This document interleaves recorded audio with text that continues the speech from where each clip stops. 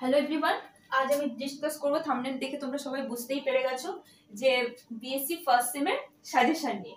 ঠিক আছে, আর কিছুদিন পরে তোমাদের এক্সাম, তো সবাই কোনটা কি পড়বে সবাই একটু সাজেশন নিয়ে অস্থির হয়ে আছো।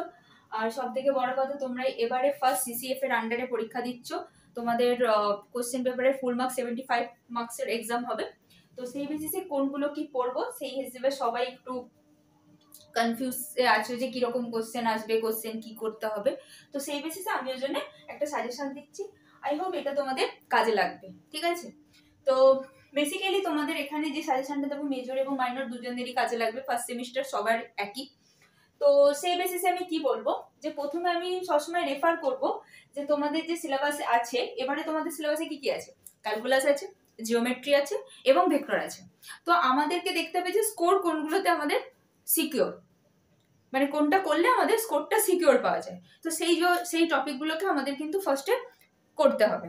ওকে, তো সেই বেসিসে আমার সাজেশনে ফার্স্ট থাকে যে সবসময় এল হসপিটাল ভালো করে করবে, এসকে মাপার এক্সারসাইজ যে 19টা আছে, সবার নিশ্চয়ই এই বইটা আছে এসকে মাপার।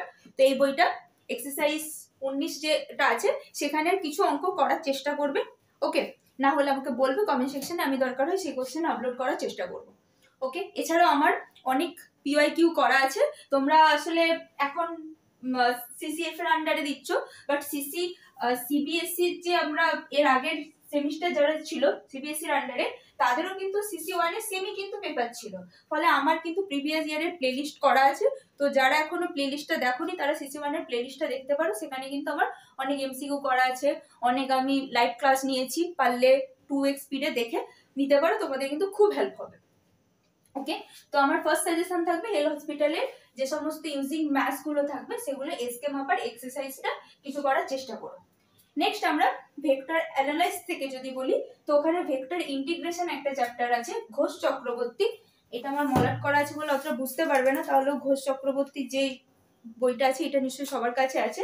তো ওরখানে যেটা আছে 172 পেজ, যদি পেজটা মিলে ভালো, যেমন এসকে মাপার পেজটা এখন চেঞ্জ হয়ে গেছে, বাট ওখানে যদি দেখো যে ওখানে এক্সাম্পল থেকেও অঙ্ক আসে। ঠিক আছে, আমি জানি না ক্যামেরাতে কতটা আমি দেখাতে পাচ্ছি। তো এখানের এই যে এক্সাম্পল গুলো আর এখানে যে কটা এক্সারসাইজ আছে, এই এক্সারসাইজ গুলো 172-এ যেগুলো আছে সেগুলো একটু করে যাও, খুব কমন আসবে। আমি ভেক্টরে যে সমস্ত অঙ্ক প্রিভিয়াস ইয়ারে সলভ করে দিয়েছিলাম সেগুলো দেখছি পুরোপুরি কপি পেস্ট হিসেবে এসেছিল, তোমাদের জন্য আসতে পারে।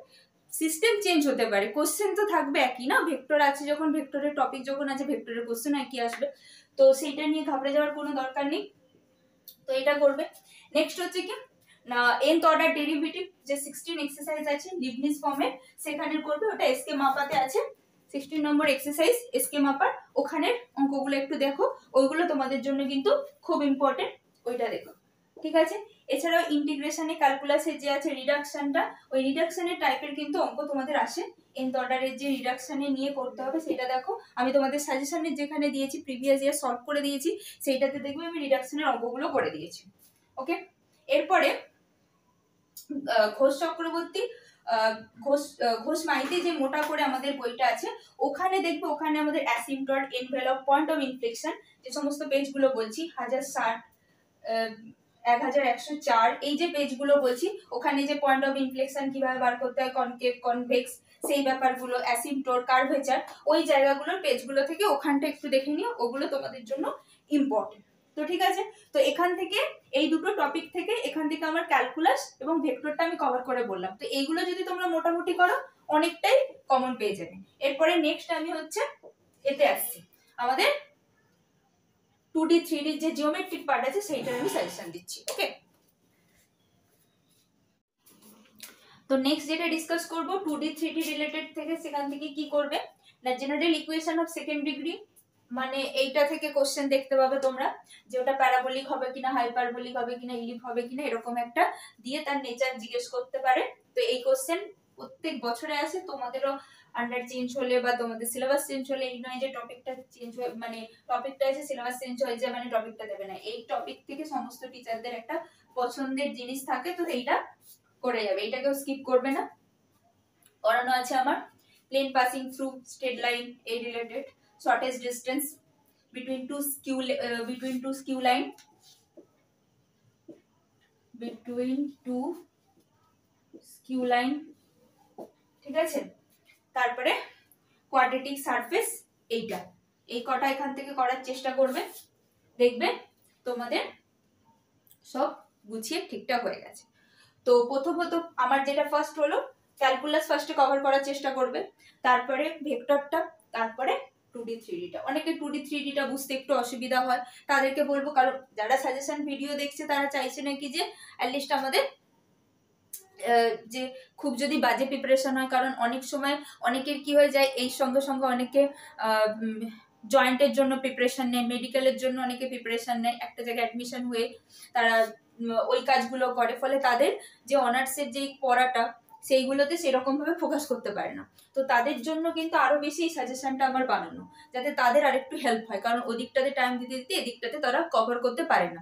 তো তাদেরকে আমি সেই জন্য রেফার করবো যে 2D 3D জিওমেট্রিকটা যদিও প্রবলেম হয়ে থাকে, তারা ফার্স্ট ক্যালকুলাস থেকে যাদের স্টার্ট করে, ফার্স্ট ক্যালকুলাস, দেন ভেক্টর, দেন যদি জিওমেট্রি সময় থাকে তো ঠিক আছে, নাহলে ওই দুটো যদি ঠিক করে যায় তাহলেও কোনো অসুবিধা নেই, ঠিক আছে।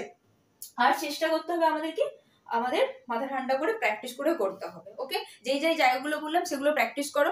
আবারও বলছি যে আমি 1 বছর ধরে ভিডিও বানাচ্ছি, তো সেই বেসিসে আমার অলরেডি তোমাদের ফার্স্ট সেমের CC1 বলে লেখা আছে, প্রিভিয়াস ইয়ারের প্লেলিস্ট করা আছে, তো CC1 এর প্রিভিয়াস ইয়ারের গুলো দেখে নিও। ওখানে হয়তো MCQ তখন পড়তো, মানে যারা তোমাদের সিনিয়র 1 বছর আগেকার, তাদের হয়তো MCQ 20 মার্কসে পড়তো, তোমাদের কিরকম পড়বে তোমরা এখনো প্যাটার্ন ঠিক বুঝতে পারছো না, কিন্তু ওইগুলো তোমাদের আলাদা করে হয়তো 3 নম্বরেরও পড়তে পারে, ফলে সেই কোশ্চেনের আনসার গুলো দেখো, ঠিক আছে। আবারও বলছি আমি অনেক লাইভ ক্লাসও নিয়ে রেখেছি তখন, তো সেই লাইভ ক্লাসগুলো এক একটা করে CC1 এর যে লাইভ ক্লাসগুলো করেছি সেগুলো দেখো। ভেক্টরের ক্লাস খুবই হেল্পফুল, কারণ ওই ক্লাসটা আমি যখন বানিয়েছিলাম অনেকজনদের খুব উপকার এসেছে। এবারও যারা সাপ্লি পেয়েছিল তারা ওখানে ভিডিওটা দেখে তাদের অনেক উপকৃত হয়েছে। তো তোমরা ওখানের ওই লাইভ ক্লাসে যে ভিডিওগুলো ভেক্টরের আছে সেগুলো পারলে একটু দেখো, তোমাদের খুব উপকার হবে, কারণ ওখানে আমার সব প্রিভিয়াস ইয়ারে সলভ করা আছে। তো সবাইকেই বলবো এক্সামের জন্য ভালো করে পড়ো। তো আজকের জন্য এতটাই, অল দ্য বেস্ট।